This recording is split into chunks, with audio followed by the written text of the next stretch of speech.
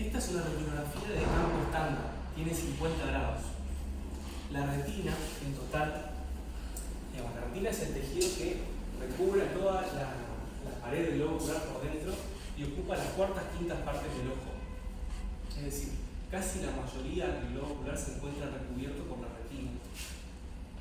Y la parte más posterior de todas se llama polo posterior. Es un poco lo que estábamos hablando recién. Entonces se encuentra el nervio, los vasos temporales, la fobia, la región perifovial, parafovial. Por fuera de esos 50 grados se encuentra lo que es la retina media, que aproximadamente corresponde a unos 100 y 120 grados. Y por fuera de esa área ya encontramos lo que es la periferia más extrema.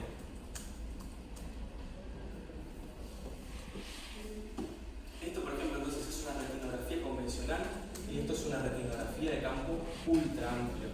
Son diferentes equipos, son diferentes tecnologías que fueron apareciendo. En los retinógrafos de campo ultra amplio es normal ver las pestañas. Es como un artefacto. Buenas. ¿Qué tal adelante? A la hora de tomar la imagen. Entonces acá vemos la retina, cómo se encuentra envolviendo las cuartas quintas partes del globo ocular por dentro. Su unión más anterior entonces es la hora serrata. Ahí encontramos las bahías y los procesos dentados, toda la retina periférica, que incluye aproximadamente hasta el ecuador. Después tenemos la periferia media, aproximadamente esta parte, y todo lo que es el polo posterior, que vendría a ser la parte más posterior del ojo. Esta es una tecnología que salió hace 2 años aproximadamente, que se llama Toward Peak. Es un equipo que puede realizar imágenes de OCT de campo ultra amplio. Generalmente los OCTs, no sé si los han visto, pueden llegar al nervio o la mácula, regiones muy puntuales. Este equipo en particular puede evaluar hasta la periferia, entonces permite una evaluación mucho más detallada de zonas que antes no teníamos acceso con los equipos convencionales. Y esta imagen está muy buena para ver entonces cómo se dispone todo el vitrio, toda la cámara posterior del ojo se encuentra entonces llena de este gel vitrio, y ese gel vitrio a su vez se encuentra separado de la retina por una membrana que acá la podemos apreciar, que es la hialoide posterior. Hay una hialoide posterior que llega hasta el ecuador y que está en un principio, cuando uno tiene aproximadamente 30, 40 años, unida a lo que es la retina. Bueno, sí, adelante. Y están pegadas a lo que es la limitante interna. La limitante interna es la última membrana que recubre la retina. Y por encima de esa limitante interna se encuentra la hialoide posterior, que es entonces la membrana que recubre y que contiene a todo el gel vitrio. Normalmente la hialoide posterior está unida a la retina. Y a medida de que va pasando el tiempo y que uno va envejeciendo, es normal de que esa hialoide posterior se empiece a despegar de la retina. Que es entonces lo llamado desprendimiento del vitrio posterior. El vitrio tiene zonas de adhesión que se encuentran más fuertemente adheridas a ciertas estructuras. Entre ellas está el nervio óptico, la fobia, los grandes vasos y la base anterior del vitrio. Todo lo que es la parte posterior puede sufrir ese fenómeno de desprendimiento y que se vaya separando de las paredes de la retina. Lo que nunca se separa es la base anterior del vitrio, porque a diferencia de la hialoide posterior que está unida a la limitante interna, lo que es la base anterior del vitrio está realmente fusionado con la retina, es parte en sí de la misma retina. Por eso es que se llama desprendimiento del vitrio posterior y no desprendimiento total del vitrio, porque el vitrio anterior nunca se va a separar.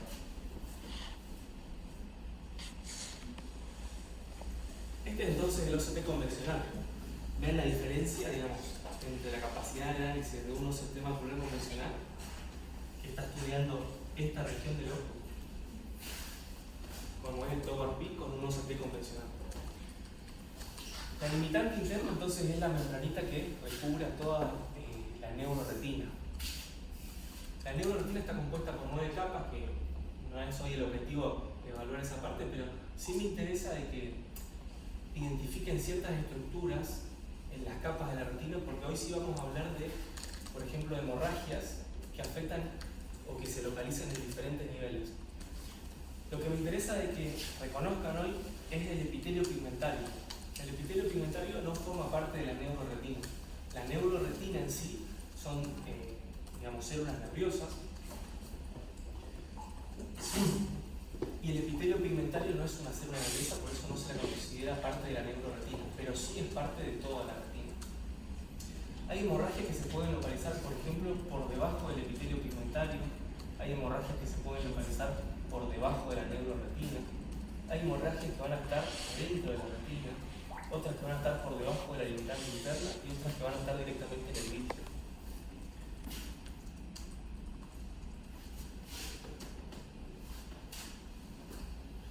Este es un cuadrito entonces donde se resumen los principales signos y síntomas con los cuales nos pueden llegar, digamos, a la consulta los pacientes. No se ve tan bien, pero bueno, la disminución de agudeza visual, generalmente se va a ver disminución de agudeza visual si la región del polo posterior se encuentra afectada. Si la retina periférica presenta alguna lesión, generalmente no se va a ver alterada la visión, o al menos no en gran medida, porque como dijimos, la región que recorre la sección máxima tallada fina está en la fobia, que está dentro de lo que es el polo posterior. Otro de los signos se llama metamorfopsia, de los síntomas. Se llama metamorfopsia, que es cuando el paciente percibe las imágenes distorsionadas.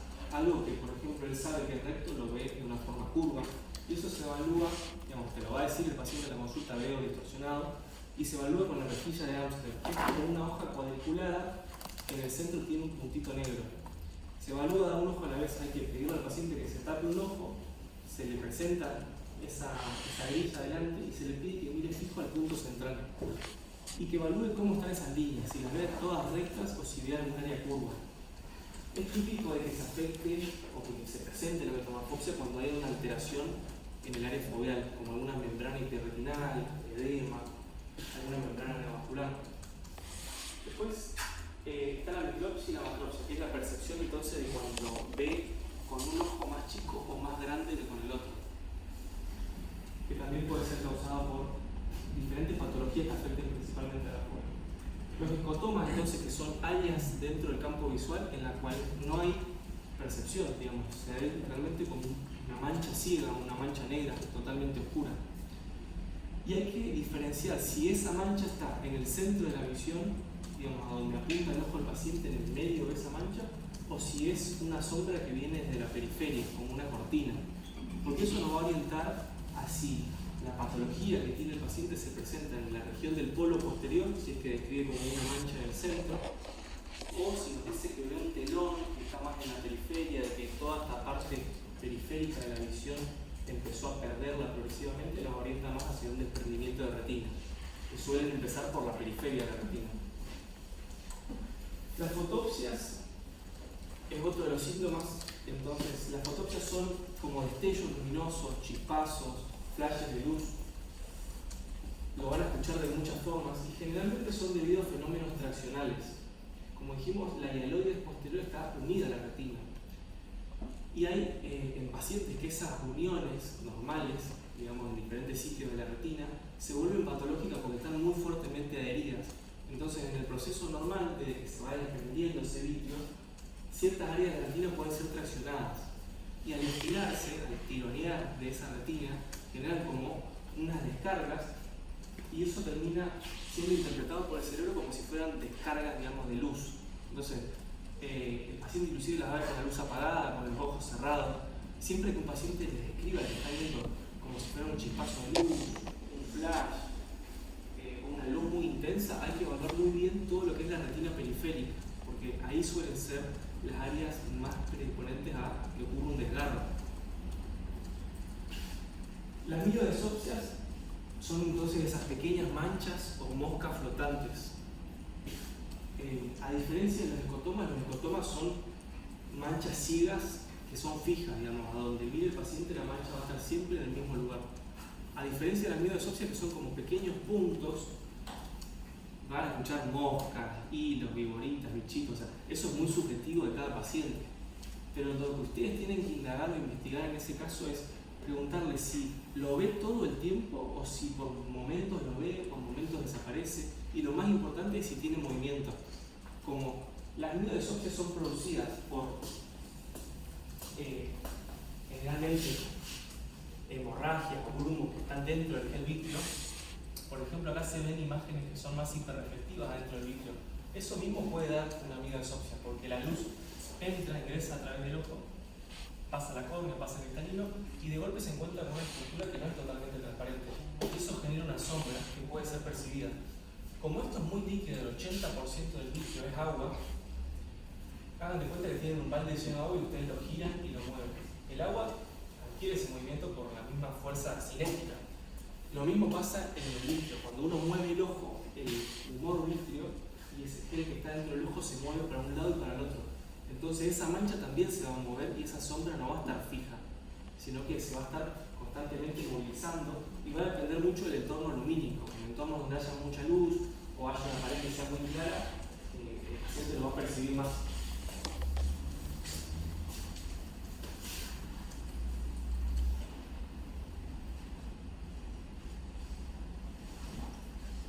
¿Cuáles son los métodos para evaluar el fondo de ojos? En la práctica tenemos diferentes instrumentos que usamos. Tenemos el oftalmoscopio directo, que un poco, me van a matar si me escuchan los más grandes, pero está un poco en desuso ya. Es muy de la vieja escuela. Y eso es porque el campo de visión que tiene el retinógrafo directo es muy chiquito, son aproximadamente 10 grados. Y la retina tiene 230 grados. Entonces es casi imposible analizar bien la retina con un instrumento que tiene un campo de visión tan chiquito.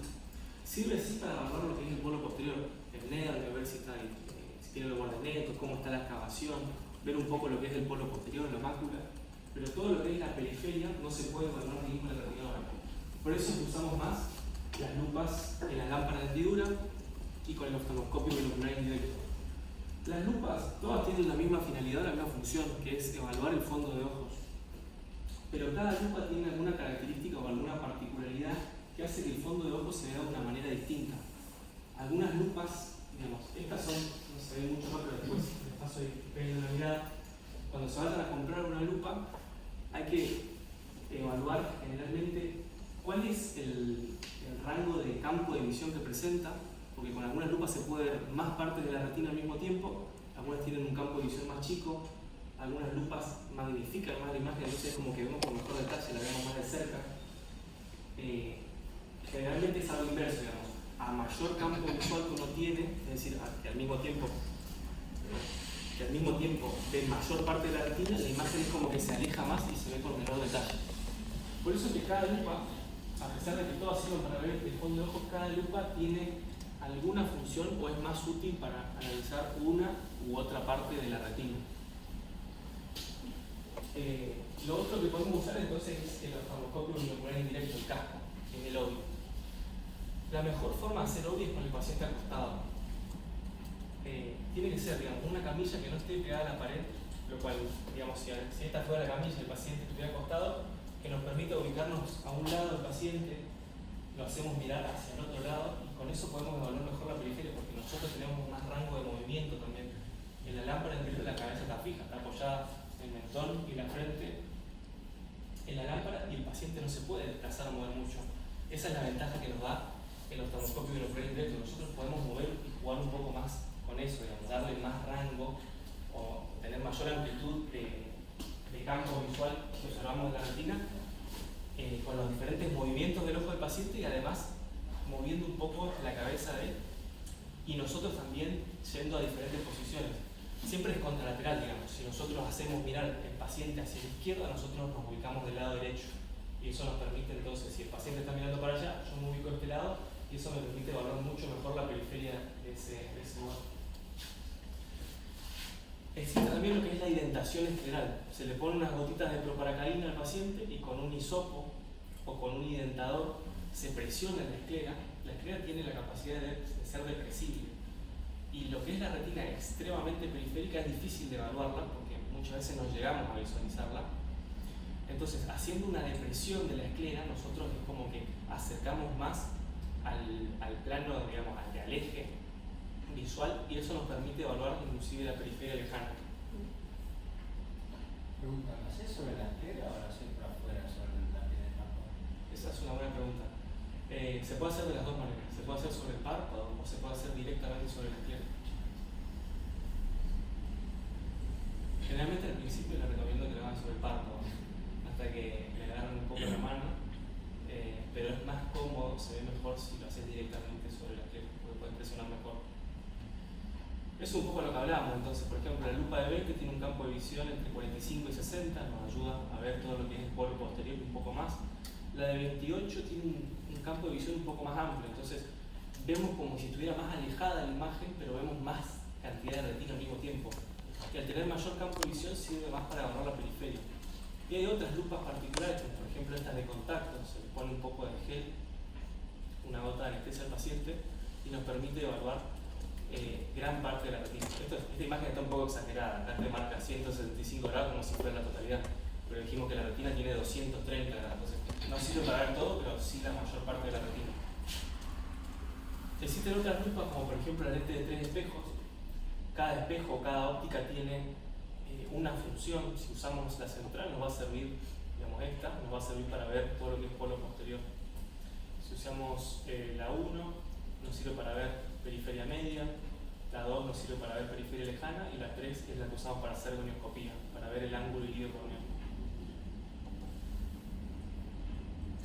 Esto es un poco lo que les comentaba de los diferentes tipos de retinógrafos que existen. Los primeros en aparecer fueron los de campo estándar, que tenían aproximadamente 50 grados de visión y se puede evaluar bien el polo posterior. Es decir, nos sirve mucho para hacer seguimiento de glaucoma, patologías que afectan a la mácula, pero si queremos ver algo que esté un poco más allá de la periferia, no lo vamos a ver con ese tipo de retinógrafos. Después salieron los retinógrafos de campo amplio que tienen un campo de visión un poco mayor, entre 100 y 120 grados, y ya podíamos observar la periferia media. Y los últimos en aparecer fueron los de campo ultra, que te permite ver 200 grados, casi la totalidad de la retina. Es importante, si vamos a pedir una retinografía, que es un estudio que se lo vamos a pedir un montón para hacer seguimiento de pacientes, pensar qué tipo de retinografía le vamos a pedir, o sea, qué es lo que estamos buscando. Si estamos queriendo buscar un desgarro o algo que se encuentre generalmente en la periferia, lo mejor es un campo ultra amplio. Y así como están, digamos, las retinografías, la mayoría de estos equipos además cuentan con un modo que se llama retinofluorescein, que es un estudio bajo contraste. Se inyecta un contraste en la vena del paciente y se obtienen imágenes de la vasculatura. Lo mismo, digamos, para esos casos. Si queremos evaluar la vasculatura periférica, no vamos a pedir una retinofluoresceinografía de campo estándar porque es muy limitado lo que podemos ver.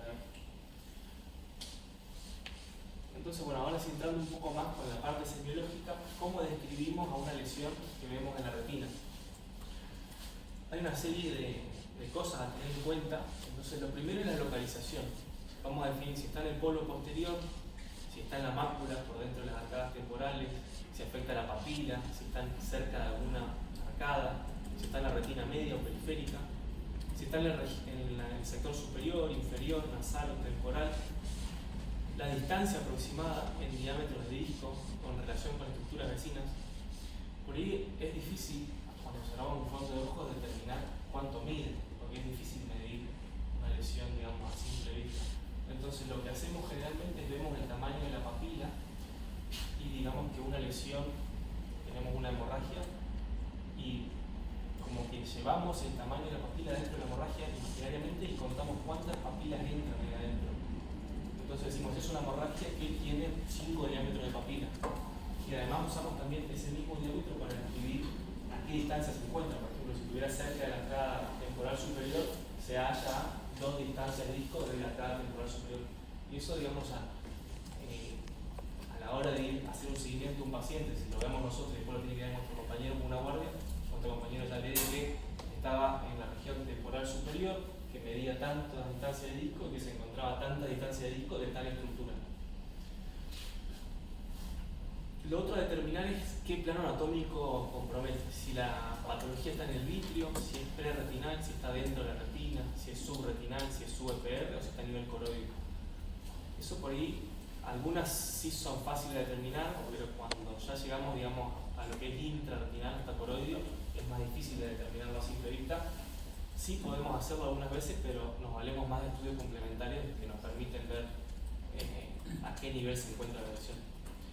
Otra cosa que tenemos que hacer es evaluar la morfología, si es redonda, lineal, en placa, en anillo, si es circinado, si los bordes son estos, si son difusos, si tienen color rojo, blanco, amarillo, si tienen color pigmentado, si es grisáceo, el tamaño y la extensión, si presenta lesiones asociadas, que esto es lo que vamos a ir viendo hoy, los diferentes tipos de hemorragia, los exudados que existen, si presenta líquido intraretinal, si tienen neovaxos, si hay una rotura o desprendimiento.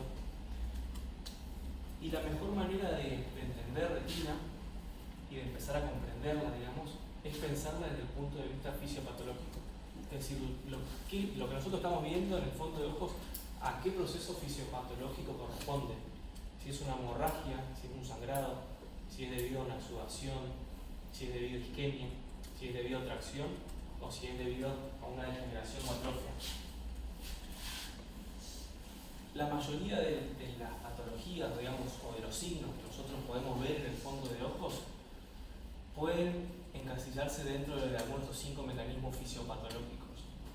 Y si lo pensamos así, se nos hace mucho más fácil pensar en cuáles son las posibles complicaciones, o qué estudios tenemos que pedir, o cuáles son los posibles diagnósticos diferenciales.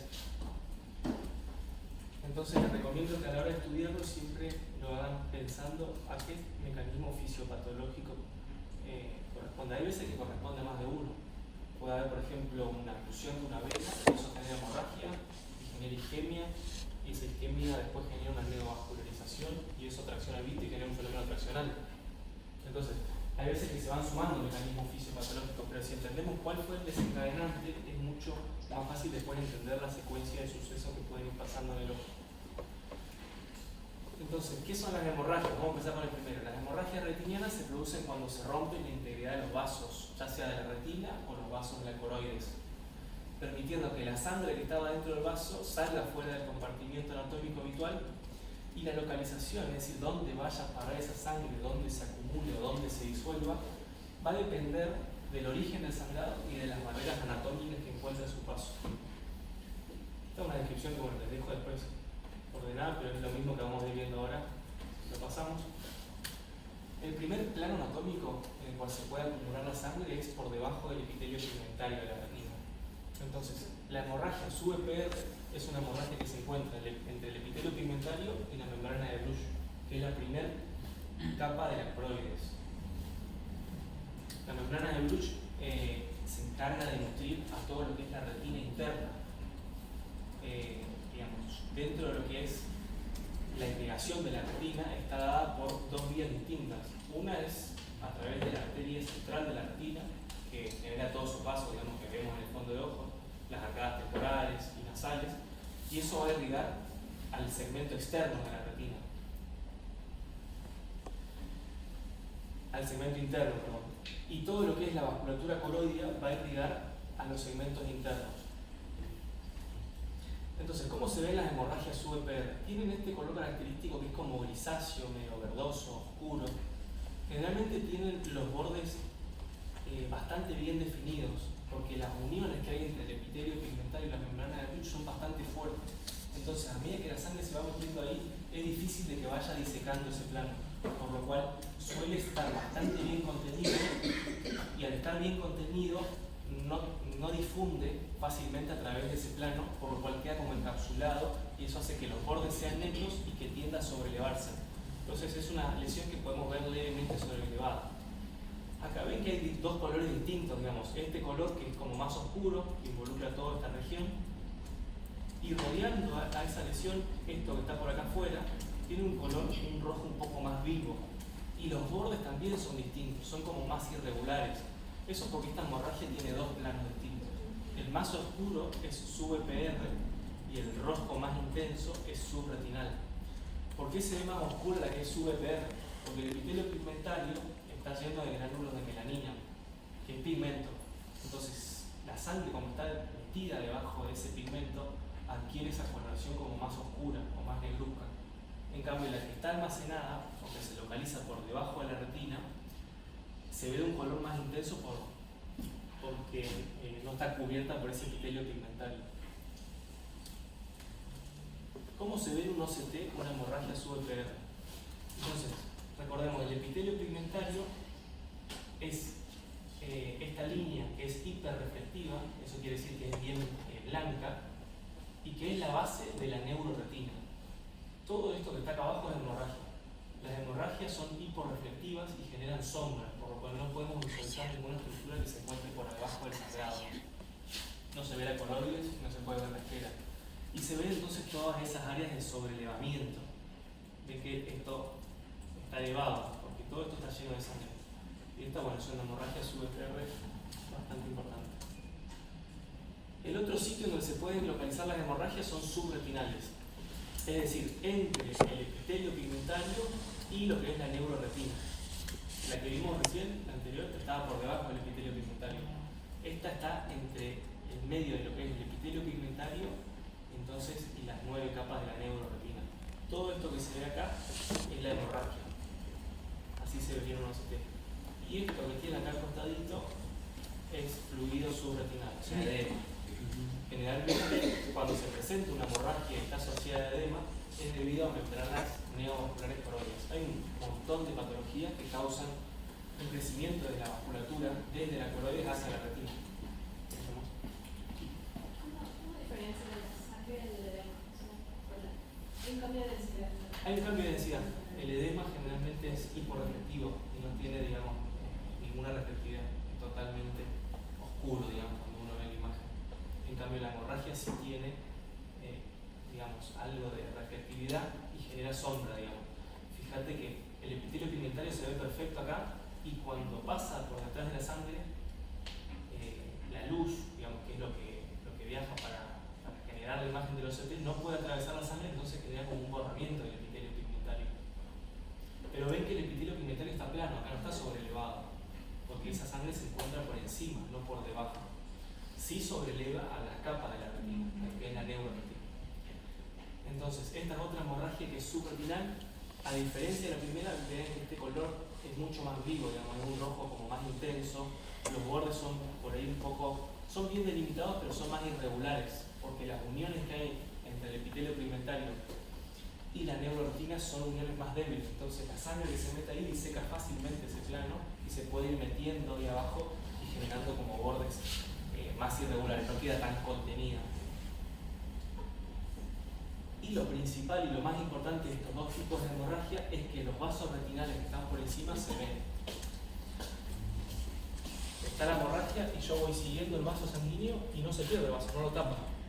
Eso es porque los vasos están en las capas más superficiales de la retina. Esto que está marcado acá con esta flechita es uno de esos vasos. Están a nivel de la capa de fibras nerviosas, que es una de las partes más superficiales de la retina. Como la hemorragia está por debajo, tanto las hemorragias sub-EPR como las hemorragias subretinales no tapan a los vasos de la retina, se los puede visualizar bien en todo su trayecto. Después tenemos las hemorragias que se encuentran dentro de la retina, adentro de algunas de sus capas. Y tenemos las hemorragias puntiformes o las hemorragias en mancha. Estas son las más comunes y las más típicas de ver. Generalmente se ven en las retinopatías diabéticas, en las evoluciones venosas, en retinopatías hipertensivas y en un montón de patologías más, pero las tres primeras se llevan casi el 90% de este tipo de hemorragias. Generalmente esas hemorragias se encuentran a nivel de las capas nucleares y plexiformes, que son una de esas 9 capas de la neuroretina, y semiológicamente se van a diferenciar entonces porque son hemorragias pequeñas y puntiformes. Esta vendría a ser una hemorragia en punto, que es como más chiquita, más limitada, también, y las en mancha son un poco más grandes. Y el otro tipo de hemorragia que se encuentran en la retina son las hemorragias en ajillo, también llamadas hemorragias en llama. Si nosotros hiciéramos un corte de OCT, acá tenemos el epitelio pigmentario, que es entonces la base sobre la cual se apoya la neuroretina. Las hemorragias en llama son las más superficiales que afectan a la retina. Se encuentran en la capa de fibras nerviosas. Y las hemorragias en punto y en mancha afectan a la capa nuclear interna, plexiforme externa o nuclear externa, es decir, son más profundas y por eso es que nosotros las vemos en la superficie de la retina como un puntito. En realidad pueden estar disecando varios planos en lo que es la retina pero como nosotros las vemos desde arriba se ven como chiquitas. Y las en llamas se ven como más alargadas porque se extienden de una forma como radial a través de la capa de fibras nerviosas. Y acá, por ejemplo, están los exudados retinales que también comprometen generalmente a las capas nucleares y plexiformes de la retina. Esto entonces, por ejemplo, es un ejemplo de hemorragia en mancha. Se tapó una rama venosa, en este caso la temporal superior, y todo el trayecto, o mejor dicho, toda el área de la retina que se encontraba perfundida o evacuada por esa vena va a presentar hemorragias. Si se bloquea, digamos, a mayor distancia, a más distal de ese bloqueo, la hemorragia va a ser más localizada. Pero por ejemplo acá, el trombo, generalmente son trombos los que ocluyen las venas, está casi a nivel del comienzo, por eso le compromete todo un cuadrante entero. Y es muy típico también asociado a esas hemorragias ver exudados, ya sea duros o algodonosos, y edema.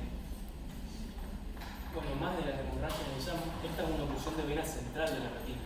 Ven que las hemorragias están 360 grados. No es que se tapó una rama, sino que se tapó en algún sector del trayecto, por dentro del nervio óptico o en la desembocadura del mismo, la vena central de la retina, y eso genera una hemorragia 360 grados. Y las hemorragias en llamas serían estas que están más peripapilares. Y toda la periferia son más hemorragias en punto mancha, que se ven así como pequeños puntitos. Esto que ven acá es un implante de dexametasona que se llama Osmodex, que generalmente se usa, digamos, en esta patología para tratar de revertir un poco el cuadro inflamatorio que suelen presentar, porque suelen cruzar además con edema debido a la isquemia que producen, y esto ayuda a tratarlo. Cuando se lo inyecta, eso queda flotando en la cavidad vítea y se va desintegrando lentamente, aproximadamente dura 6 meses, entonces es bastante efectivo, a diferencia de las inyecciones intravítreas, porque el periodo en el cual actúa es muy amplio. Las inyecciones intravítreas generalmente tienen un periodo de acción de un mes y hay que estar inyectando a los pacientes todos los meses. Esto le dura 6 meses. Otro ejemplo entonces de una oclusión de la vena central de la retina bilateral. Vean cómo además de las hemorragias encontramos áreas de exudados algodonosos. ¿Y por qué adquieren esa forma las hemorragias en llamas? ¿Por qué son radiales, digamos? Y es como que si salieran del nervio óptico.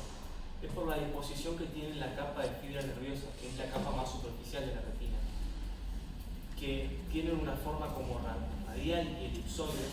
Acá estaría, digamos, lo que es la fobia, el área central de la visión. Entonces, la visión de la fobia tiene un haz papilomacular que va derecho, digamos, la información viaja directamente. Y ya por fuera de estas áreas, los haces, digamos, de fibras nerviosas tienen esta forma como más elipsoide. Por eso es que la hemorragia, al encontrarse en este plano, tiene como esa forma.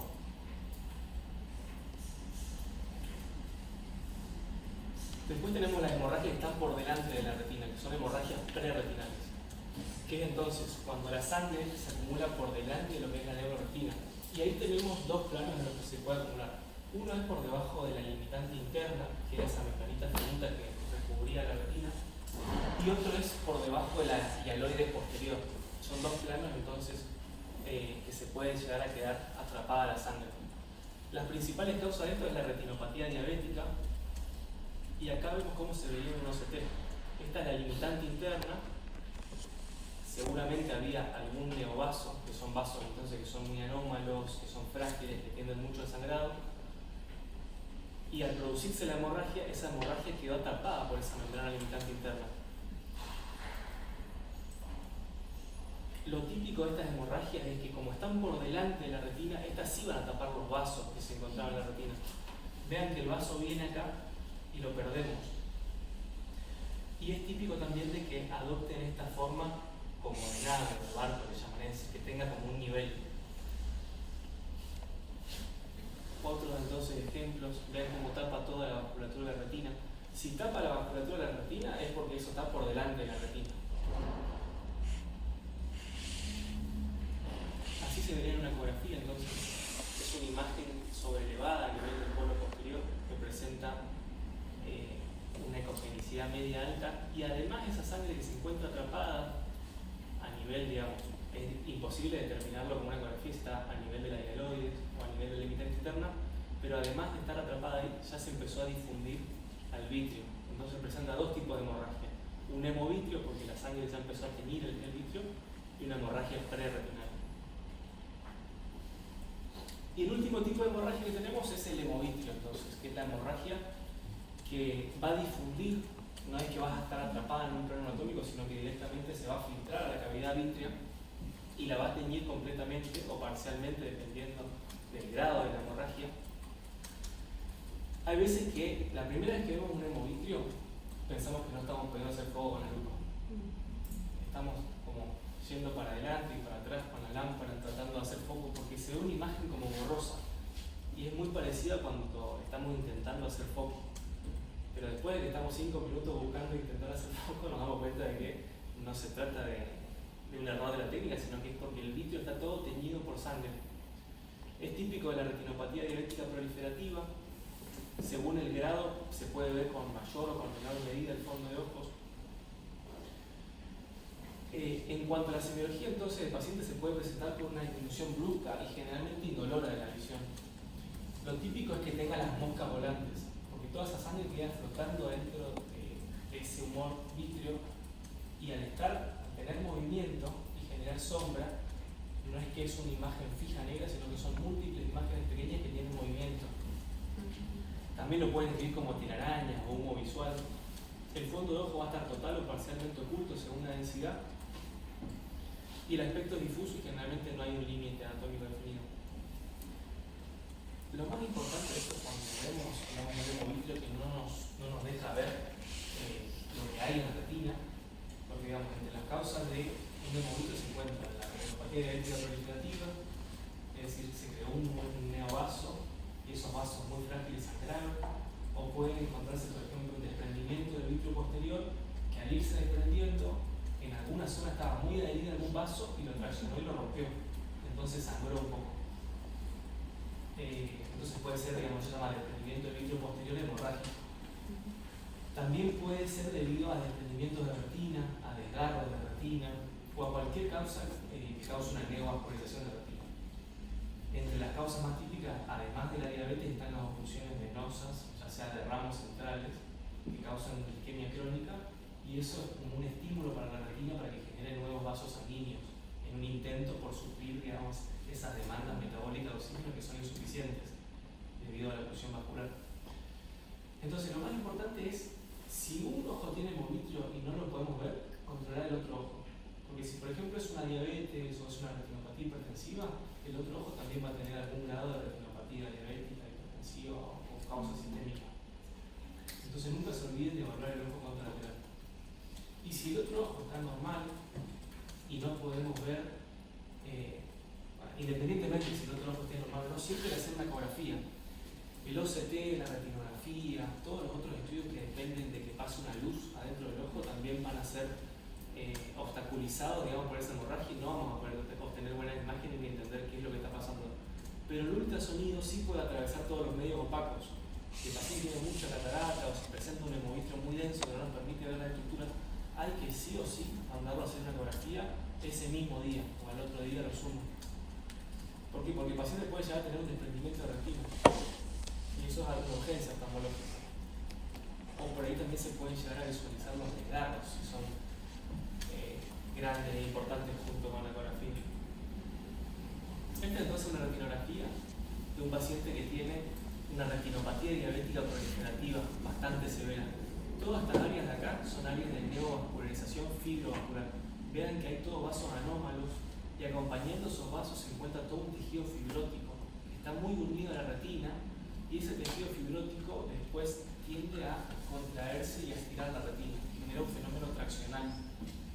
Y esos mismos vasos, que son muy anómalos, muy frágiles, tienden mucho al sangrado. Entonces es muy típico que en la retinopatía diabética proliferativa encontremos hemorragia de cualquier tipo. El diabético puede sangrar en todos los niveles, a nivel subretinal, preretinal, intraretinal.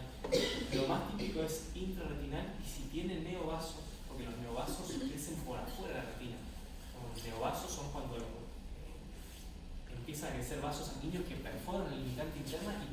hacia el vitrio. Como ese vaso está ahí en el vitrio, si sangra, lo primero que hace es o generar una hemorragia preretinal o generar un hemovitrio. Y acá vemos entonces toda esta hemorragia preretinal y parte de esa sangre ya se está empezando a disolver en el vitrio. Entonces todo esto es un hemovitrio. Y también se acompaña de exudado, entonces lipídico. Acá se ve una banda fibrótica. Eso entonces es lo que es en cuanto a hemorragias. Esos son los diferentes niveles, digamos, de hemorragia que pueden llegar a haber, los diferentes planos anatómicos que pueden llegar a verse comprometidos. Y lo más importante entonces, evalúen si se ven vasos por encima de la hemorragia o los tapan. Eso te va a determinar entonces si es preretinal, si es subretinal.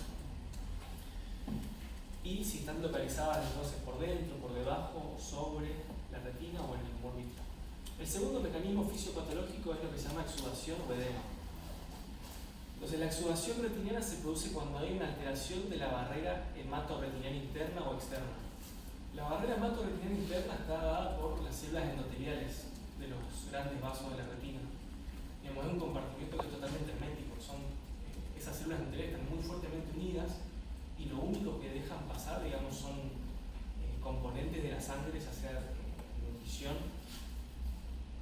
o de aporte de diferentes, ya sea oxígeno, digamos, o sustancias que utilice la retina para su normal funcionamiento. Eso es la barrera hematorretiniana interna, entonces está dada por los vasos de la retina. Y la barrera hematorretiniana externa está dada por el epitelio pigmentario de la retina. Toda la sangre que viene desde la coroides tiene que atravesar el epitelio pigmentario para llegar a nutrir lo que es la retina externa. Entonces, esa es la otra barrera que tiene que atravesar. Cuando alguna de esas dos barreras se rompe o presenta alguna alteración, todo el contenido intravascular empieza a ser liberado hacia el espacio del tejido parenquimatoso. Y eso produce una extravasación de líquidos, de proteínas, de líquidos y de otros componentes del plasma hacia distintos compartimientos retinianos. La acumulación de fluido puede localizarse, al igual que la sangre, en diferentes planos anatómicos, generando patrones semiológicos, que esto es más de imagen, de estudios complementarios, característicos, digamos, que orientan hacia el mecanismo fisiopatológico específico.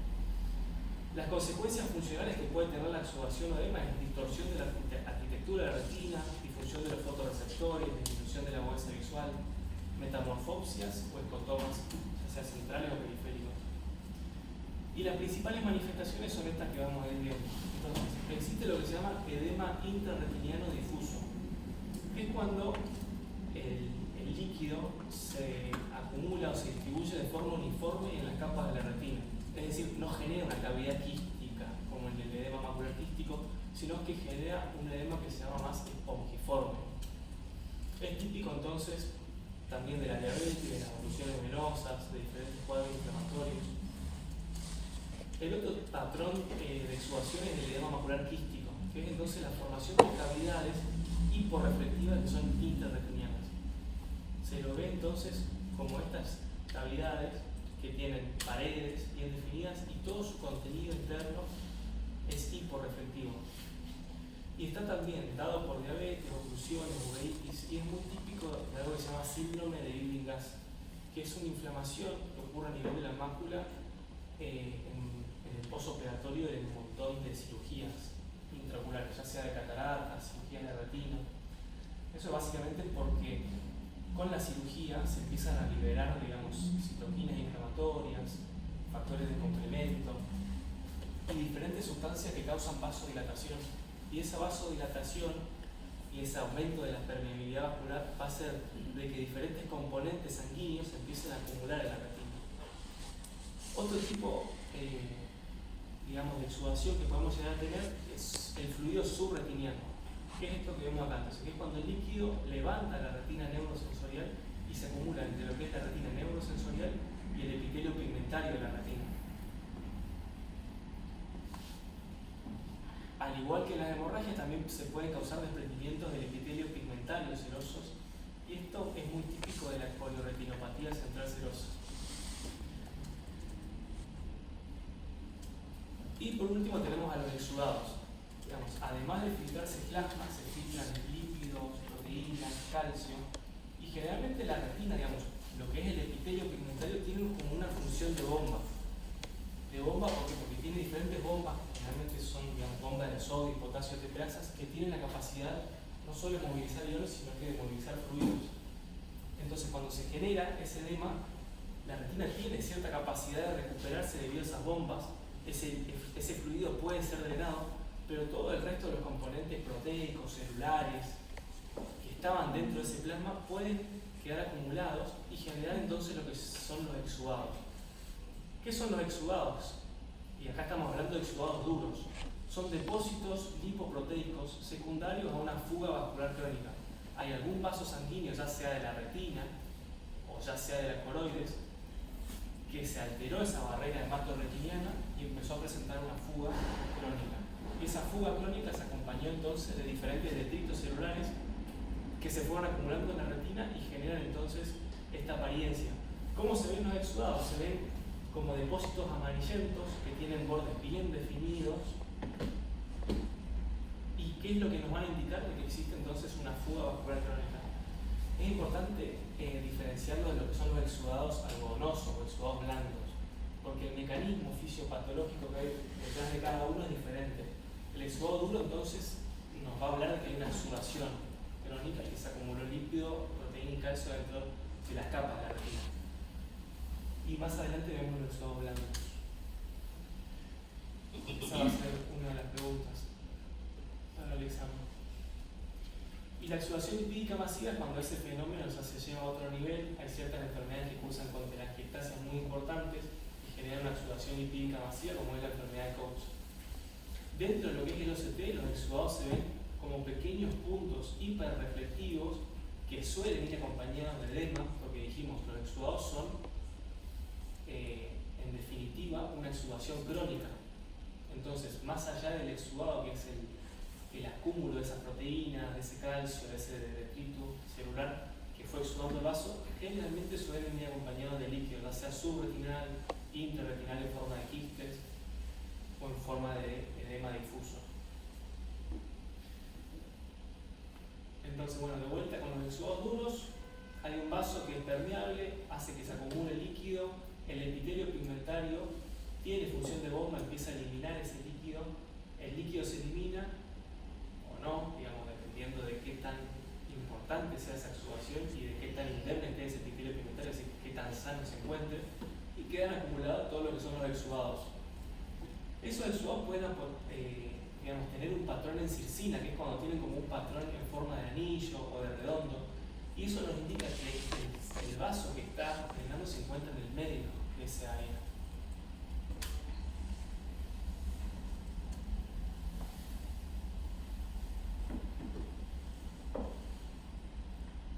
Otras imágenes entonces de exudados duros.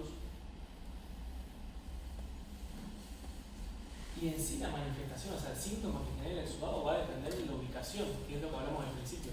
Si se encuentra en un área muy noble, como es el polo posterior, como es en este caso, seguramente la visión de ese paciente va a estar disminuida. Si el exudado se encuentra en un área periférica y la fobia, la mácula se encuentra sana, ese paciente puede estar totalmente asintomático. Otras formas entonces de exudado en circina, no siempre son un círculo perfecto, a veces adoptan formas más bien irregulares. Ahí, por ejemplo, se ve, bueno, no se ve también esta imagen, pero ahí hay un macroneurisma arterial que genera toda una exudación entonces también periférica. Existen un tipo de exudados duros que son particulares, que se llama estrella macular.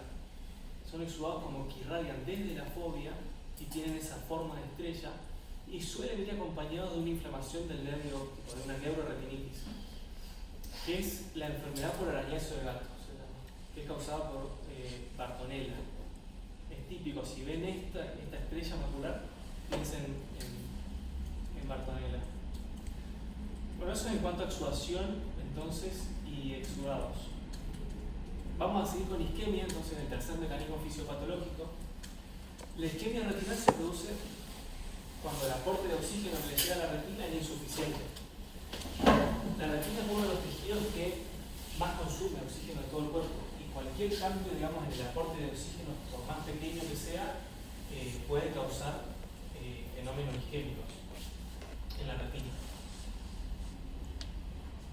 Las consecuencias fisiopatológicas entonces van a ser infarto de las fibras nerviosas, se va a alterar la barrera hematoretiniana, se va a empezar a producir factor de crecimiento endotelial vascular, que es, digamos, un mediador que se empieza a secretar. El mismo epitelio pigmentario, las mismas células endoteliales empiezan a producir ese factor cuando hay isquemia en un intento de suplir la hipoxia que está sufriendo la retina y crear nuevos vasos sanguíneos.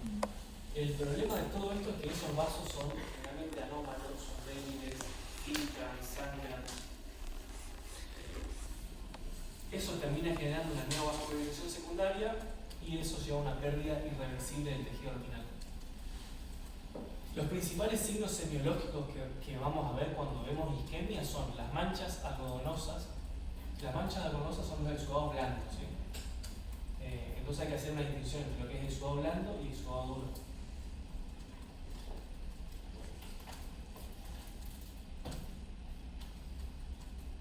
Podemos ver áreas de no perfusión o de cierre capilar. Podemos ver lo que se llama IRMA, que son las anomalías microvasculares intrarretinianas, áreas de neovascularización. En el OCT podemos llegar a ver áreas de adelgazamiento de la retina, palidez retinal y mancha rojo-cereza en la oclusión de arteria central. Y la podemos dividir a las enfermedades que producen isquemia dependiendo de cuál sea el origen de esa isquemia.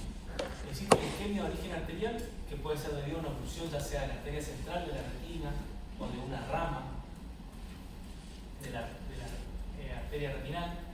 También existe lo que se llama el síndrome isquémico ocular. Esa isquemia puede ser debido también a una isquemia venosa. Cuando se tapa una vena, también se genera isquemia en la retina, porque hay todo un éxtasis sanguíneo. Toda la sangre que llega a través de la arteria, que pasa en los microcapilares, que nutre la retina y que está intentando volver por la vena, no puede, porque está tapada por algún trombo o por ejemplo, un curso arteriovenoso patológico que comprimió la vena. Y todo eso genera una éxtasis de sangre y también genera entonces un aporte insuficiente de oxígeno a la retina. Y existe la isquemia microvascular, que afecta a los pequeños vasos. Y ahí es donde entra la retinopatía diabética, la retinopatía hipertensiva y ciertas vasculitis. Entonces, los exudados algodonosos, exudados blandos, son lesiones blanquecinas superficiales de bordes difusos. Este es un exudado blando, por ejemplo. Vieron que no pueden delimitar bien los bordes, son como más borrosos. A diferencia, por ejemplo, este de acá que es un exudado duro, que vemos que los bordes son más netos, que es un amarillo más intenso. Estos son más bien blanquecinos. ¿Cuál es la diferencia entonces? Es que los exudados algodonosos representan un marcador de isquemia, no de exudación, como son los exudados duros entonces. Y esto es debido a que hay un acúmulo del material axoplásmico por interrupción del transporte axonal. Es decir, no le llega oxígeno, todas las neuronas están tratando de mandar el estímulo nervioso a través de sus axones y se encuentra interrumpido por la falta de oxígeno y se empieza a acumular material de desecho y eso termina creando entonces el exudado algodonoso. Entonces, cuando ven un exudado algodonoso, piensen de que se trata de un microinfarto en la retina a nivel de las capas más superficiales de la misma. Y entre las causas está la diabetes, hipertensión, oclusiones venosas. Antes del tratamiento de terapias antirretrovirales se veía mucho en la retinopatía por HIV y en un montón de otras enfermedades. Entonces, ¿estos de acá qué les parece que son? ¿Duros o algodonosos? Algodonosos, sí. Y estos pequeñitos que tienen bordes más definidos son los duros. Lo mismo que acá. Entonces, el exudado algodonoso y el exudado duro.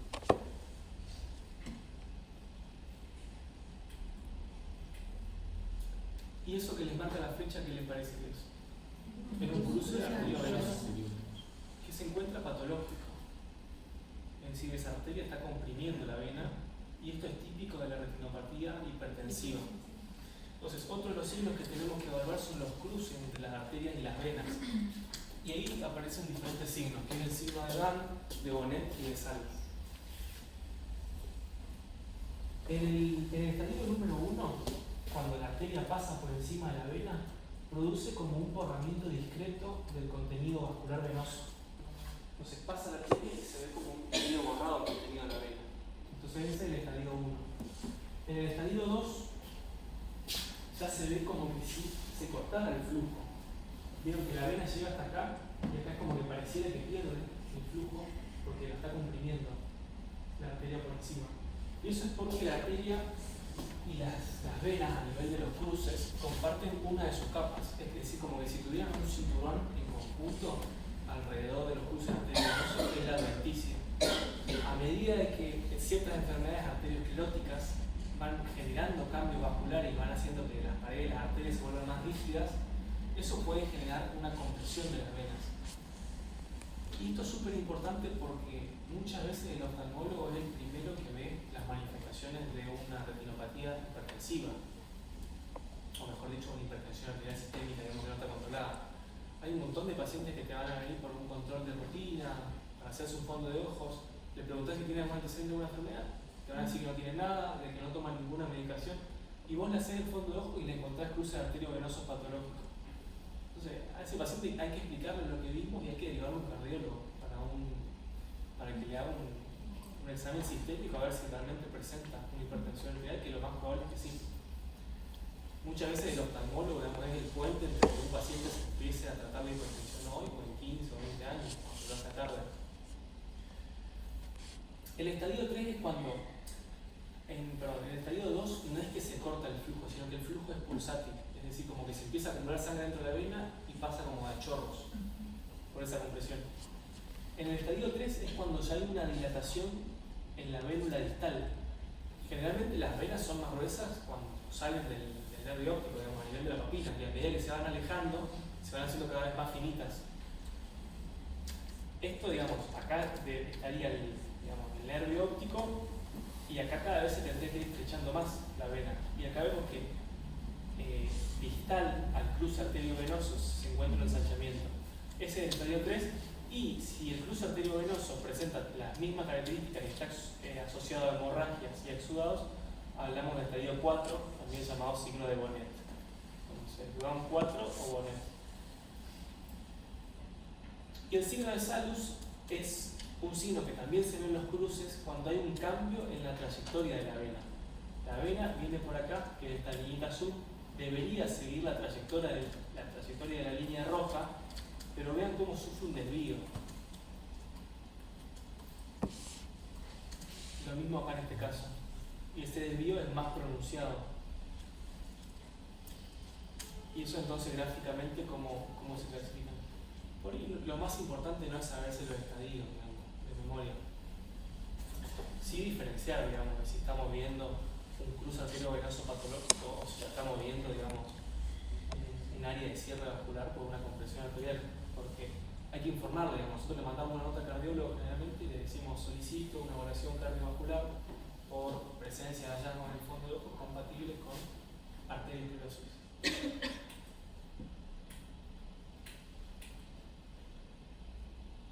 Siguiendo entonces con los signos que podemos llegar a ver en isquemias, se encuentran las áreas de cierre capilar, que eso generalmente en el fondo de ojo no lo vemos en estudios complementarios como es la RFG o el OCTA, que sirve también para ver los vasos sanguíneos. Después existen otras alteraciones que son los IRMA o AMIR, también los pueden encontrar, que son las anomalías microvasculares intrarretinianas. Son vasos entonces anómalos que tienen cierto digamos, como anomalía estructural, pero a diferencia de los neovasos, los AMIR se encuentran dentro de las capas de la retina. Es decir, no están creciendo hacia lo que es la cavidad vitrea. Eso lo hacen los neovasos. Los neovasos es cuando está empezando a crecer un vaso sanguíneo anómalo y perfora la limitante interna y empieza a crecer hacia la cavidad vitrea. ¿Qué es entonces lo que vemos acá? Los neovasos, entonces, ven cómo están todos esos vasos que son chiquitos, finitos, que son muy tortuosos y que tienen forma como de abanico. Eso es el neovaso. Y esto está creciendo sobre la hialoides posterior. O sea, la hialoides posterior es como el andamio para la neovascularización. Digamos de que hay un paciente diabético que tuvo desprendimiento del vítreo posterior, o sea, se le pegó todo el vítreo, no tiene un andamio para generar neovasos. La neovascularización ocurre en pacientes que no tuvieron desprendimiento de vítreo todavía. porque el vitrio sirve como andamio o como sostén para sostener todos esos vasos sanguíneos nuevos que vienen creciendo. Los guirmas son mucho más discretos. Después vean la presentación en la computadora y van a ver que hay un vasito que es muy finito, pero a diferencia de los neovasos, no son tan ramificados, no tienen como esa forma de abanico y tampoco están creciendo hacia el vitrio, sino que están adentro de la retina, como lo indica su nombre, digamos. Intrarretinales, son anomalías en vasos pero están adentro de la retina. Tenemos áreas de hemorragias y los cierres capilares, como dije, no los podemos observar directamente, sino que los vemos en el estudio de imágenes que es la RFG. Entonces, los neovasos en una RFG presentan mucha exudación, porque son vasos que las paredes son, digamos, filtran mucho, son paredes que son muy anormales. Entonces, cuando se le inyecta un contraste por la vena al paciente y se le van tomando imágenes, es, digamos, un estudio dinámico, porque se van tomando fotografías en diferentes tiempos. Se toma en un tiempo temprano, en un tiempo medio, en un tiempo tardío, y cada vez que va progresando más los tiempos de la RFG, vamos a ver que esa exudación cada vez se hace más grande. Los guirma, en cambio, no exudan tanto porque están adentro de la retina. Y las áreas de cierre capilar se van a ver como áreas oscuras que generalmente comprometen más a la periferia. Este vendría a ser el brillo normal que tiene la coroides y la retina cuando está perfundida. Y compárenlo con el brillo que hay acá en este sector. Es muchísimo más oscuro.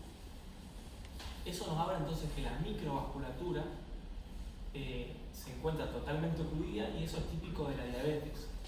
Este es un estudio que lo pedimos mucho en pacientes que tienen retinopatía diabética para evaluar si es necesario hacerle láser periférico. Generalmente cuando hay todas estas áreas de isquemia periférica hay que hacer un tratamiento con láser que se llama panfotocoagulación periférica para que todas estas áreas que tienen un aporte insuficiente de oxígeno se lesionen, digamos, generamos como una lesión inducida por el láser para que dejen de producir consumo de oxígeno y así dejar de generar factor de crecimiento endoteliovascular, que es lo que después va a complicar todo el cuadro de retinopatía diabética. Y cuando les decía que los neovasos crecen hacia el vitrio, todo esto sería el vitrio. Acá estaría la hialoides posterior y estos serían los vasos que están creciendo desde adentro de la retina y usan como andamio o como sostén a la hialoides posterior. En cambio, los AMID están adentro de la retina, son anomalías que están dentro del espesor de la retina.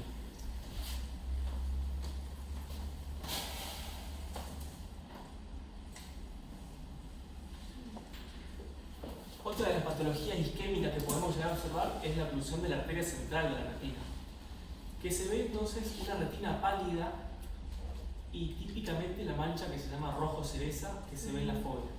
¿Por qué se ve esto así? Porque se tapó la arteria central de la retina, pero toda la coroides que se encuentra por debajo sigue perfundida por otras arterias que son las arterias ciliares posteriores.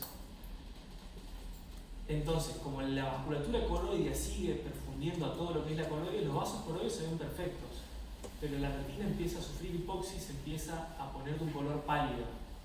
Y este paciente presenta una de las variables anatómicas con las que nos podemos encontrar de que es una arteria que se llama cilio retinal, que es entonces una arteria que a diferencia de la arteria central de la retina es perfundida por vasos coroideos. Y si hacemos una RFG vamos a ver que la única arteria que está perfundida es esa. Y todo el resto de la vasculatura de la retina vamos a ver que no le llega al contraste endovenoso. También pueden ocurrir bloqueos de rama arterial, es decir, que no se tape en su trayecto por dentro del nervio óptico, sino que sea una rama la que se ocluyó. Y acá se ve perfecto entonces las áreas de cierre capilar. Este es el brillo normal, digamos, todo el brillo que tiene este sector de la retina es el que debería haber si los microcapilares tuvieran buen funcionamiento, y todas estas áreas oscuras son áreas de cierre. Bueno, el cuarto entonces proceso fisiopatológico que puede ocurrir en la retina es la tracción.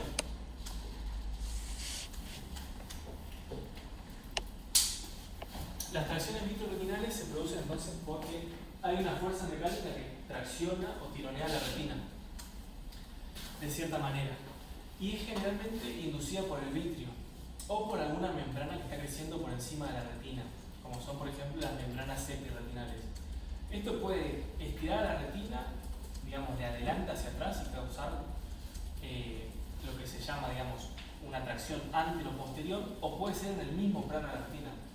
Si esta es la retina y crece una membrana por encima, hay veces que esa membrana se contrae y estira la retina hacia los costados y produce una tracción tangencial, o pueden ser combinadas. Tanto la magnitud, la dirección, la localización y la cronicidad de esta tracción va a determinar las distintas manifestaciones clínicas y anatómicas. Y las podemos clasificar a las tracciones de retina según el sitio en el que esté ocurriendo la tracción. Si es en el polo posterior o si está en la retina periférica. Entonces, las que afectan al polo posterior, tenemos algo que es normal, que es fisiológico, que se llama adhesión vitreomacular. Acá se ve la hialoide posterior, que está adherida al área foveal, pero vemos que no deforma la retina, no genera ningún sobrelevamiento brusco, no vemos ningún desprendimiento, ningún quiste. Y esto es totalmente normal porque este paciente todavía no sufrió un desprendimiento del vitrio posterior. Es decir, tiene el vitrio todavía adherido en la retina. Y uno de los sitios de unión del vitrio más fuerte es la fovea y otro es el nervio óptico, que estaría acá al costadito. A medida que va pasando el tiempo, cuando empezamos a tener 45 o 50 años, el vitrio normalmente va sufriendo cambios. Pasa de ser fibroso a ser más bien de contenido más acuoso. Ocurre lo que se llama, digamos, la licuefacción del vitrio, y eso va generando como lagunas adentro de todas esas fibras. Y eso va generando que el vitrio se vaya desprendiendo. Habitualmente esto es asintomático entonces, y en el fondo del ojo no vemos nada, simplemente lo vamos a detectar en el OCT. Y esto entonces son los estadios del desprendimiento del vitrio. Una persona joven entonces decimos que el vitrio está totalmente adherido a la retina. Una vez que inicia el proceso de desprendimiento del vitrio, primero se separan entonces las áreas perifoveales. ¿Qué es esto que vemos acá? Acá está la fovea y se separaron las áreas que están alrededor de la fovea, que es el estadio 1. El estadio 2 del desprendimiento del vitrio se separa también la adhesión foveal y queda unida al nervio óptico y a los grandes vasos periféricos. El estadio 3 es cuando ya hay una separación completa, a excepción del nervio óptico, que es el área de mayor unión. Y el estadio 4 es cuando ya ocurre el DVP completo. Y lo que le decía hoy al comienzo es que la hialoides anterior nunca se separa, siempre permanece unida. Entonces, el gel vitrio siempre va a estar unido a la parte más anterior de la retina, debido a que estas áreas están realmente fusionadas y no presentan planos anatómicos que puedan ser separados, como en el caso de la hialoides más posterior. Entonces, hablando de una tracción que es fisiológica, está el desprendimiento del vitrio posterior, que es lo que hablamos recién. Entonces, vea cómo se va desprendiendo el vitrio, y hay ciertas áreas del vitrio que a veces tienen como una adhesión patológica, están muy fuertemente unidas a la retina, y a medida de que se va separando ese vitrio, cuando traccionas a esas áreas puede generar las fotopsias, que son entonces como esa percepción de luces, y también pueden ocasionar las minodesopsias, que son todas esas moscas flotantes. Una de las causas más frecuentes de consulta en la guardia cuando viene un paciente de 50 años son las moscas flotantes.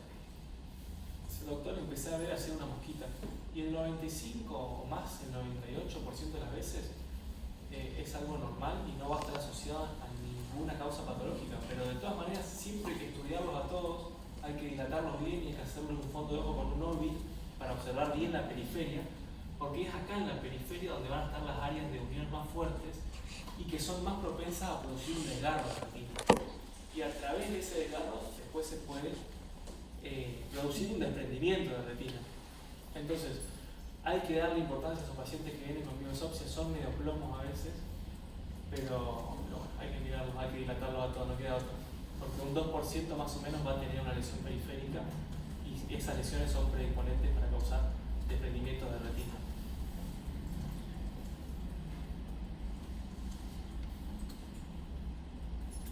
¿Qué pasa cuando ocurre un desprendimiento del vitrio posterior total, digamos, cuando ya se separa de la última estructura que es el nervio óptico?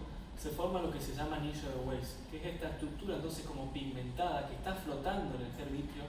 Cuando el paciente mueve el ojo de un lado al otro van a ver que esto se desplaza, tiene como movimiento. Y si ven esto, esto quiere decir de que el desprendimiento de vitrio ya se produjo en la totalidad. No hay ningún área posterior adherida. Ciertas excepciones, como por ejemplo los ojos miopes, que tienen vitrios patológicos porque están muy unidos a ciertas áreas de la retina, sí pueden tener todavía persistencia de área de unión. Pero en la mayoría de los pacientes, al ver este anillo, que a veces puede ser completo o a veces puede ser incompleto, ya intuimos o ya deducimos de que el desprendimiento de vitrio se produjo en la totalidad. En el OCT, cuando se está empezando a desprender el vitrio, vemos entonces la separación. Esta es la hialoides posterior, que contiene a todo el gel vitrio, y en la ecografía se ve como una membrana de baja ecogenicidad, que es irregular, que no es continua, sino que es discontinua, y que es muy móvil. Otro fenómeno sí patológico que puede ocurrir con el desprendimiento del vitrio posterior es la atracción vitriomacular, que es cuando el área de adhesión foveal de ese vitrio se encuentra muy fuertemente unida y no se despega fácilmente y empieza a generar una alteración de las capas internas. Y puede generar quistes o esquisis interretinianes. Y entonces es típico que cuando esto ocurre el paciente se presente con una disminución de la agudeza visual porque está comprometida directamente la fobia, el área de máxima visión de la retina. Puede presentar metamorfopsias. Cuando hay metamorfopsias es porque generalmente se alteró la arquitectura foveal. Y pueden presentar micropsias, que era entonces cuando el paciente percibía los objetos como más pequeños de lo que eran, porque la retina se adelanta. Entonces la imagen se forma en un plano como más anterior al plano normal. Otra entonces de las patologías de tracción que pueden afectar al polo posterior, estamos hablando entonces de todas las patologías que afectan a esta área, al área comprendida por dentro de las arcadas temporales. Vimos la adhesión, vimos la tracción. Ahora vamos a ver entonces el agujero macular. El agujero macular de espesor completo entonces es una lesión que va a comprometer a la fobia, que causa una pérdida total del tejido neuroretinal. Solamente queda el epitelio desnudo por debajo y toda la retina, todas las capas, esas 9 capas que conforman la neuroretina, se van a ver interrumpidas. Como justo afecta al centro de la fobia también, el paciente se va a presentar con una baja de visión bastante importante y semiológicamente se lo ve entonces como una lesión bien redondeada, de un aspecto como de un color oscuro, amarillo o anaranjado oscuro, y rodeando a esa área se ve como un halo más hipopigmentado de color amarillo o naranja. Si nosotros observamos en un OCT, el agujero macular se ve así, entonces es una pérdida de todas las capas de la fobia.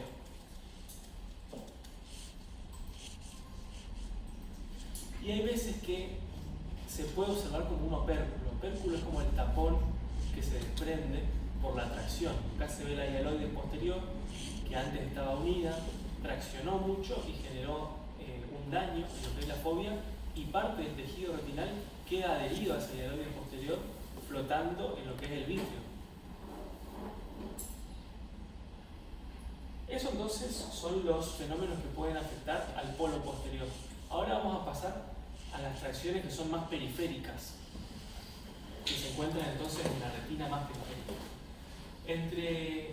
Entre los fenómenos patológicos que puede sufrir la retina periférica se encuentran los agujeros retinianos o desgarros retinianos, y tenemos diferentes tipos. Entonces, al igual que son parecidos al agujero macular, digamos, son una pérdida de todas las capas de la retina, pero acá no están afectando al centro de la fobia, sino que están afectando a la periferia. Como es muy periférica la lesión, generalmente el paciente no se va a presentar con disminución de agudeza visual, sino que la agudeza visual se va a mantener igual. Pero como es un fenómeno de tracción que está generando, digamos, tironeando la retina, como se ve acá, digamos, este vendría a ser la hialoide posterior, este es el vitrio que se viene desprendiendo, y empieza a traccionar ciertas áreas. Cuando hay la tracción en la retina, se crean las fotopsias. Entonces, el paciente que tiene un desgarro o un agujero generalmente tuvo semanas previas o días previos fotopsias, y además puede llegar a tener también mioesopsias, porque se empieza a liberar pigmento del epitelio pigmentario, o inclusive puede estar asociado a hemorragias vítreas, entonces que generan las mioesopsias. La fisiopatología de esto es que entonces se produce un desprendimiento de vitrio posterior agudo o incompleto. Algún área de la retina está muy fuertemente adherido a ese vitrio. Y esto es muy típico de los miopes, porque más allá de que el vitrio sea patológico y esté muy fuertemente adherido, la retina del miope es muy delgada y tiene áreas que son como muy adelgazadas y muy atróficas. Entonces, al desprenderse generan como estos agujeritos que son los que van a predisponer después a generar un desprendimiento de retina regmatógeno. Regmatógeno porque se producen a partir de alguna solución de continuidad en la retina, a partir de algún agujero en la retina. Esto es un agujero perculado, es decir, se desprendió un pedacito de la retina y se despegó por completo, y existen los desgarros, es decir, se rompe parte de la retina pero no se despega totalmente, sino que queda adherido a la base vítrea que se viene despegando o separando de la retina, y se ven así, se ven como un flap, como que si tuviera una pestañita, y acá de este flap hay tracción, porque hay fibras vítreas que están traccionando ese pequeño desgarro en herradura. Y estos son más predisponentes porque es como que si huyeran una tienda de campaña, es decir, una cosa es un desgarro perculado que se rompió el pedazo de retina y se liberó la tracción. Y la retina no está sobrelevada, digamos, no sigue teniendo fuerzas que la sigan estirando y la sobreleven. En cambio, el desgarro en herradura se rompe parte de la retina, sigue unida y el vitrio sigue estirando a ese flap, y el líquido se puede meter, el líquido del vitrio se puede meter fácilmente por debajo de la retina y desprenderla. Así se ve entonces un OCT de un desgarro periférico, es muy parecido a cómo se ve un agujero macular, en la región periférica de la retina. Ahí se ve el opérculo flotando. Así se ve un desgarro que ya produjo un desprendimiento de retina, se ve toda la retina sobrelevada, los vasos sanguíneos también. Si uno viene siguiendo el plano del vaso, de golpe en el área de delimitación del desprendimiento de retina se sobreleva, y la retina tiene como todos esos pliegues. Otro desgarro bastante grande entonces asociado al desprendimiento de retina. Y estos son entonces los más peligrosos en cuanto a la capacidad de producir un desprendimiento de retina, los desgarros en herradura, porque decimos de que la retina se rompió, pero toda esta parte de acá sigue todavía siendo traccionada por este vitrio. Entonces levanta en cierta manera la retina, y todo el líquido que está en el vitrio se puede llegar a meter debajo de la retina y levantarla y producir un desprendimiento de retina. Otro signo muy típico de ver en los desgarros o en los desprendimientos de retina es el signo de Schaffer, que es esas células de pigmento que se ven flotando como en el vitrio anterior. Uno cuando hace foco con la lámpara de hendidura en lo que es el vitrio más anterior, si ve células de pigmento hay que hacer una evaluación muy exhaustiva de ese paciente. Hay que mirarlo bien con el óbvio, evaluar bien toda la periferia, porque seguramente en algún lugar o tiene un desgarro o ya directamente tiene un desprendimiento de retina.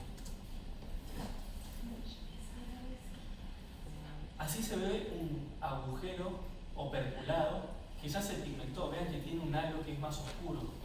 El riesgo de que esto produzca un desprendimiento de retina es muy bajo, porque la retina es como que ya se soldó a la vuelta del desgarro. Acá se ve un desgarro en herradura que está fotocoagulado, se le hizo láser en toda la periferia, y el láser actúa también como una soldadura, generando áreas de unión fuerte en la retina para evitar de que el líquido del vitrio se meta por dentro de ese agujero y empiece a despegar la retina y termine produciendo un desprendimiento de retina. Y vean la diferencia de color, o sea, ¿cómo se sabe de que acá hay edema o que ya hay fluido subretiniano? Porque este es el color normal de la retina, y cuando hay fluido la retina se vuelve como más pálida. Toda esa área pálida es que ya está como desprendida.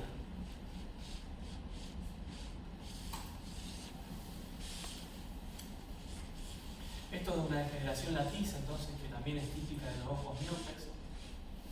Y no se alcanza a ver bien, pero ahí tiene un desgarro, entonces también se le hizo fotocoagulación a toda esa lesión. Esta es otra retinografía entonces de campo amplio, y acá se ve el desgarrito.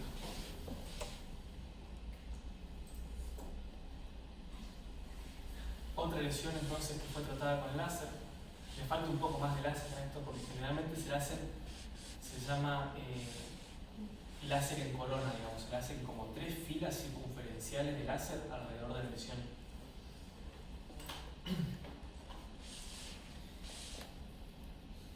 Y si uno le hace un OCT a esa área, van a ver cómo ya tiene fluido subretinal.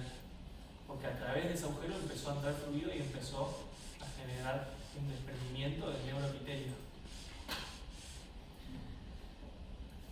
Entonces, ahora pasando a lo que es el desprendimiento de retina. El desprendimiento de retina es regmatógeno. Regmatógeno quiere decir que se produce a partir de un agujero en la retina. Es la separación de la retina neurosensorial del epitelio pigmentario, que es secundario entonces al pasaje de fluido desde el humor vítreo a través del agujero y que se localiza por debajo de la retina. En cuanto a la semiología, lo que vamos a observar en el fondo de ojo es una retina que está sobrelevada, que es móvil, ondulante. Móvil si es agudo, digamos, si no tiene mucho tiempo. Si ya pasó mucho tiempo el desprendimiento de retina, las paredes se vuelven mucho más rígidas y no es tan móvil. Pero si uno lo ve en agudo, realmente se mueve mucho, tiene un movimiento bastante amplio. Se van a ver pliegues retinales, los vasos van a estar sobrelevados sobre la retina desprendida. Se puede, en algunos casos, localizar el área de rotura y se va a ver el pigmento en el vítreo, entonces que es el signo de Schaffer, o hemorragias. Y los síntomas que va a tener el paciente son fotopsias, miodesopsias súbitas, y el más característico es el defecto en el campo visual periférico, que es percibido entonces como una sombra o un telón. Como generalmente el desprendimiento empieza por la periferia y eso después empieza a avanzar hacia el polo posterior, el defecto del campo visual empieza muy periférico y cada vez se va acercando más al centro de la visión.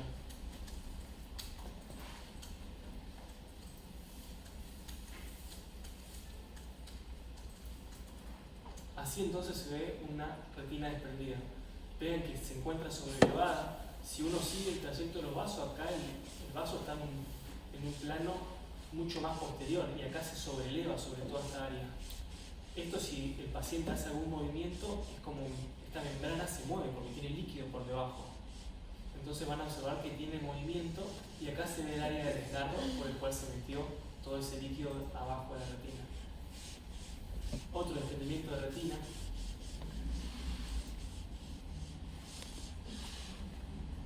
Acá se ve el desgarro entonces en la herradura por el cual se produjo.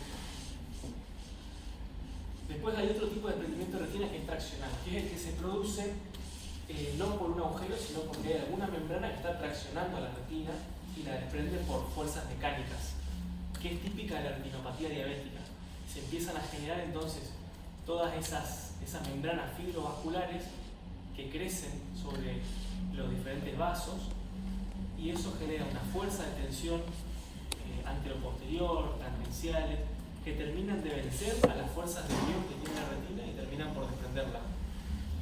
Lo típico de esto es que en los desprendimientos de retinas traccionales vamos a ver además signos, si se trata de una retinopatía diabética, de retinopatía diabética proliferativa, es decir, neovasos, exudación, sangrados.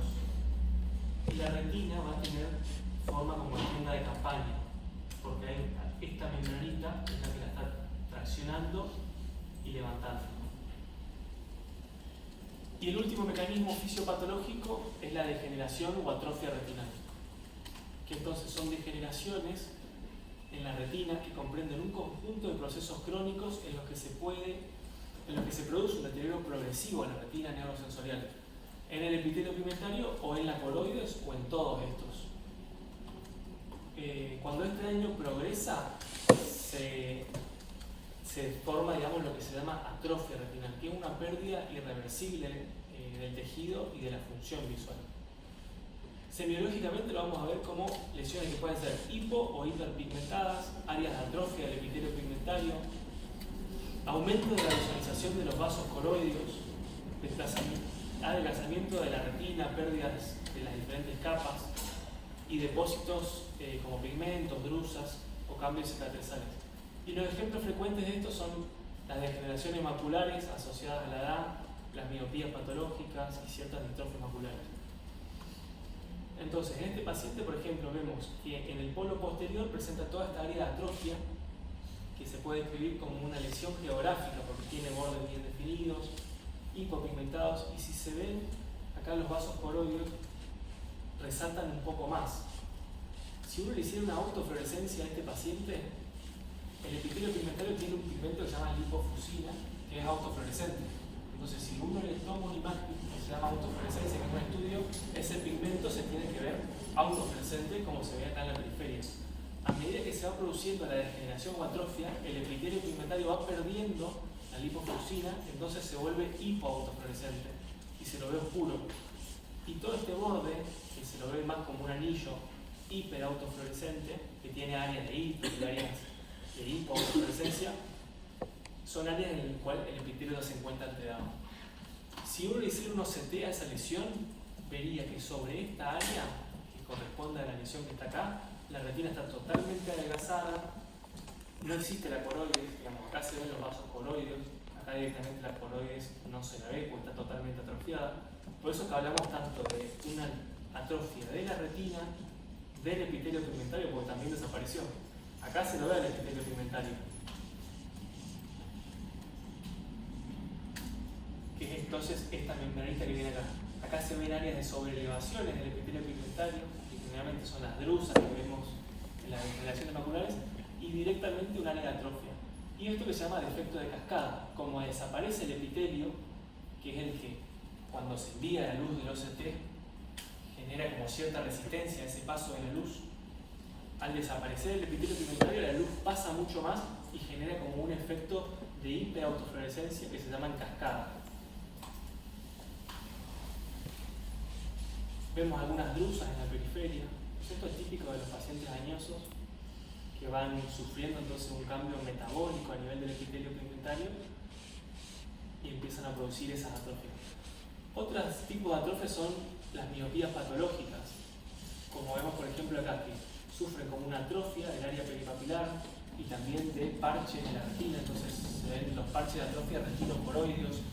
También pueden sufrir membranas neovasculares o pueden tener un fondo de ojo atigrado o también llamado teselado.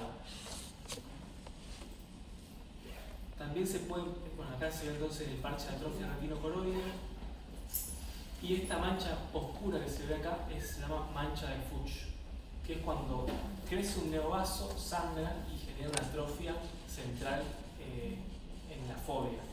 Estos pacientes tienen una huesa visual muy baja y el pronóstico visual suele ser bastante malo.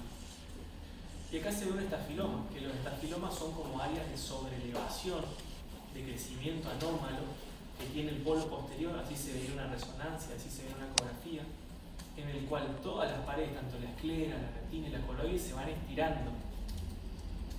Y en el fondo de ojo lo vemos entonces como toda esta área que generalmente se encuentra rodeando al nervio óptico o por dentro de las arcadas temporales de atrofia que está bien delimitada. Después tenemos degeneraciones que afectan a la periferia, que las más importantes por ahí son las degeneraciones en la tice, y esas adquieren cierta importancia porque son áreas en las que suele ocurrir fenómenos de tracción importantes que pueden llegar a ocasionar desgarros. Acá se ve entonces la hialoides posterior y esta vendría a ser el área de degeneración latice. Vean cómo todas las capas de la retina se encuentran atrofiadas y además presentan esa unión con la hialoides que la tracciona, por lo tanto son lesiones predisponentes para originar desgarros. Y acá se ve la lesión latiz con un desgarrito encima. Los retinógrafos que hay ahora tienen diferentes modalidades de imágenes que pueden filtrar, digamos, por ejemplo, filtros de luz roja, filtros de luz verde, lo que nos permite por ahí observar con mejor detalle ciertas estructuras. Y si hiciéramos un OCT, entonces se ven como si fueran desgarros, digamos, en la periferia, pero sobre el área de degeneración latiz.